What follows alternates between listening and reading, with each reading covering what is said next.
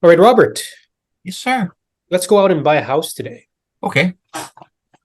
In fact, I think all of our real estate chat viewers who have clicked subscribe should go out and buy a house right now. Sure. At least sign an intention to purchase. Well, you know why, Robert? Tell me the reason. Because, I don't want to sound irresponsible or anything. So before our real estate chat viewers click dislike and leave, on this episode of Real Estate Chat with Yonder Perez. and Robert Eid, we're going to be talking about Canadians being willing to sacrifice. That's a very strong word, sacrifice financial security for home ownership. Now, I have to, I guess, say this caveat that this is not intended to be financial advice, the usual blurbs that they say on these kinds of videos. This is meant to be a bit educational, a bit entertaining. You do what you want with it. Robert and I are real estate brokers, and so we are allowed to give advice. But before you make any financial decisions or real estate decisions, make sure you consult with a professional. That being said, Robert, thank you for sharing this article with me, because apparently Canadians are willing to sacrifice financial security for home ownership. Now, high mortgage rates and rising inflation, so I can't get my words right, aren't discouraging Canadians from buying homes. It's just because it's perplexing, right? Now, this was done by fellow registrant Zolo, and in their survey of 800 homeowners who bought homes in the past 4 years, okay, not just the past 1 or 2 years, not since peak, but 4 years, they found that Canadians are willing to sacrifice their financial security for a place to call their own. In fact, 93% said competitive property markets, rising interest rates are factors that actually influence their decisions to buy. And another 43% said they wanted to purchase a property before prices increased further. So this is FOMO, fear of missing out. Now, we saw this during the peak. That kind of cooled off a bit, but it seems to be that a lot of Canadians are still getting into the home ownership craze because they don't want to miss out. And these high interest rates are not cooling that down. Some of our numbers would indicate otherwise, but doesn't mean their finances aren't affected by current economic conditions. According to this study, 92% indicated that inflation at least somewhat hurts their ability to afford their home. 30% of respondents says that finances are so tight that they have little room for extras, while 10% are unable to meet basic needs. 45% said they would still be content with properties if there was another interest rate hike. So before the end of 2023, October 26th or 27th, one of those days, whichever one the Wednesday falls on, if a hike got announced, they'd still be fine. But basic economic challenges aren't the only things eating into homeowners' budgets. Furthermore, a separate report by HomeStars, which is that home improvement website, basically says that Canadians are ready to spend on renovations. In fact, many of them surveyed says they've got money to spend on renovations. We don't know if it's cash or line of credits, but they've got money. Robert, is it irresponsible for us to tell all of our real estate chat viewers to say, hey, don't worry about everything. It's okay to buy a house now? Well, if we talk to people who've owned their house for 10 years and ask them the same questions that are reflected in this study of 800 homeowners who bought during the last 4 years, we might get different answers. Because if you bought in the last 4 years, you are definitely about to get a mortgage renewal, if you haven't already, if you went on to a variable rate that's constantly gone up. And even in this, I don't know why they picked 4 years, but they picked 4 years because that was there was a crest and a trough that happened after 2017. So if you bought then, I guess you're sort of still safe. We're coming back to your price.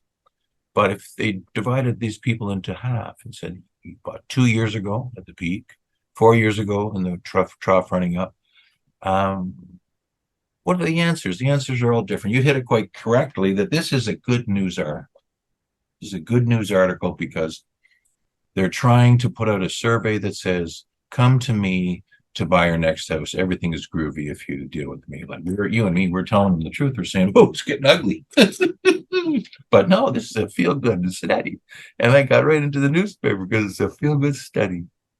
Oh, so we got to be careful because, based on the previous episodes, for those who have subscribed and keep watching our episodes, we want you to exercise caution. Because I mean, yeah, real estate is great in the long term, but if this survey, as Robert said, was, hey, did you buy 2021, 2022? Are you happy with your home purchase now? Are you able to afford paying the variable mortgage at the current interest rates that are now? It would be a completely different article, wouldn't it? Yep. And so what's our advice to our responsible and intelligent, smart real estate chat viewers? Well, don't listen to just one source. Listen to people who perhaps approximate your parents, or perhaps approximate people who bought 10 years ago, or perhaps approximately people who were active in the market in 1990 or 1979, and ask them what you should do. And they'll say, oh, I don't know how you could even think to have a $700,000 mortgage, a mortgage for $1.2 million. Never mind with the interest rate. $4,000 a month, how can you do it? Because your incomes are so much higher. The ratios are the same. It's just like when you're trying to compare to the 50s to now. So don't listen to just one side of the story. Listen to all sides. Make sure you do your research and speak with your professional, and make sure you crunch your numbers and budget properly, because you don't want to be stretched out in terms of buying, especially with the current interest rate environment. Now, Robert, I have an idea that just came to my head just now, literally just now. Okay. Why don't we conduct our own informal survey? So real estate chat viewers watching this, we love to hear your voice in the comments. Sure. Write in, let's say, let's figure out, are you a homeowner? Have you bought, ever? When did you buy? How many years ago? Are you currently happy with your situation? Because in past episodes, some of our commenters have said that, they've got no mortgage. They've owned their home for a long time. They're in a very secure position. They've locked in fixed rates at roughly 1%. So some of you are in those situations. Some of you are in the variable 5, 5.5, 6. I don't know how high some of your variable rates are, but let's conduct our own survey. In the comments, tell us, are you happy with your home purchase? How many years ago did you purchase? And you don't have to share all the juicy confidential stuff, but just give us an idea. We'd love to do it. Well, here's the questions.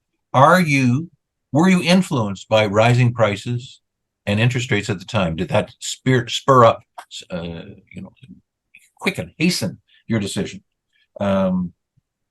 Has inflation affected your ability to afford your current house? Yes. Are your finances tight or no? Are you like the 10% that are struggling?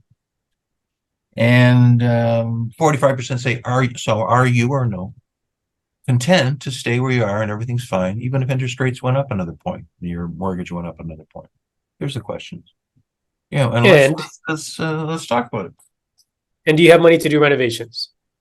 I guess because they just had to throw something else in there that says, hey, Canadians have money to do renovations at any given time. Well, it's easier than selling.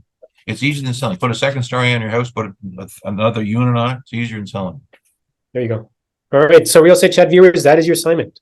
Please make sure you participate in our little survey. And you know what? If it turns out, we'll be able to share some of the findings. But ultimate message, be responsible, do the right thing that's good for you. Feel good articles make you feel good. Look at what the agenda is behind that. And make sure you look after your interests first and foremost. Right. Thanks for watching this episode of Real Estate Chat. Take care and bye for now. See ya.